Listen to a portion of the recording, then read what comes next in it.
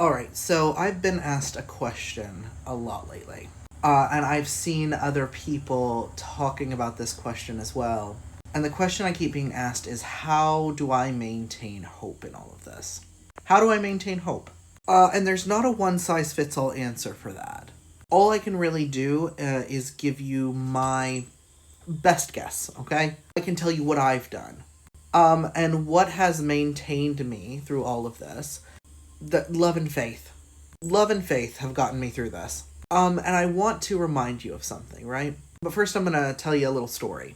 So we had Quaker meeting a couple weeks ago. And the church that we operate out of, it's small. It has tenants that live upstairs to keep it running. It's not a cathedral or anything like that. It's just sort of been the place that's been most kind to us. And we're sitting there, we're discussing plans for the future, and things can get kind of wild at meeting. People can get loud and boisterous, and we're laughing and we're talking. We're talking about gardening, we're talking about our hopes for the future. We're networking with one another. And a lot of times it kind of feels like wrangling cats, right? It can be sometimes completely unorganized. And the people, us, that are there, we're a bunch of nobodies, right? A bunch of weirdos, a bunch of nobodies, punks, trans people, disabled people, old people, children, a bunch of people who have just been kind of cast off by society, right? None of us have a lot of money. We aren't celebrities. We're not CEOs. We're just human beings who have chosen to be in community and to love each other. We're just people who want to build a better world. And none of us even have a whole lot of hope. We definitely have, faith the size of a mustard seed. But I was thinking, after meeting the other day, hasn't it kind of always been that way? Do you think Marsha P. Johnson or Sylvia Rivera ever thought that they would have murals painted of them on city streets? Do you think Rosa Parks ever believed she would be a household name? Do you think that the coal miners at Matewan ever thought that there would be movies made out of them?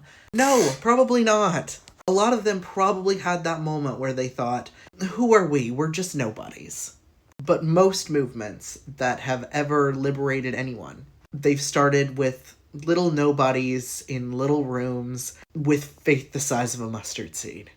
It has started with people just doing their best, yearning for freedom, meeting in restaurants and caves and wherever they can. Even Christianity, the biggest religion in the world now. It started with a carpenter, some tax collectors, some spicy workers, fishermen, people who decided to do miracles with nothing at all.